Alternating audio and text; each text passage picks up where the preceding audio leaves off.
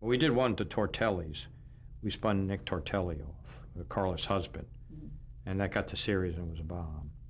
And then we talked about Frasier and Lilith, and we talked about Norman Cliff in a car going around the country, and we talked about Carla, and then we didn't really want to do anything, and the boys came to us and they said, Angel, Casey, and Lee said, we'd like to spin Kelsey off. And we said, God love him, because he's certainly a really good actor who was more of an outrageous character on Cheers.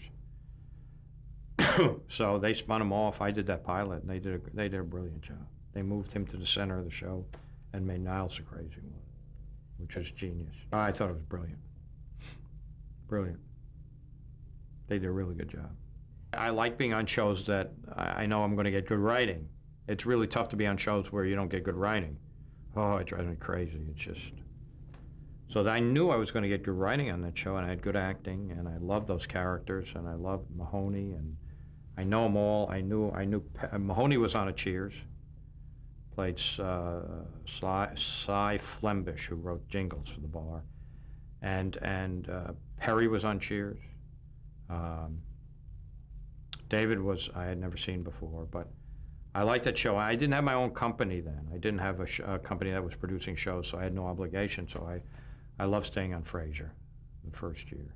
Well, you move him into center. You move him into center because he's got to be the center of the show, and he's got much more heart.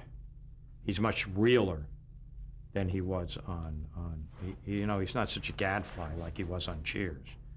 And that was the boys really, Angel Casey and Lee really did a good job with that show. Really smart show. Can you talk a little bit about working with Kelsey Grammer? He's the best. He's the best. He'll scare the life out of you because he's still carrying a script at dress rehearsal.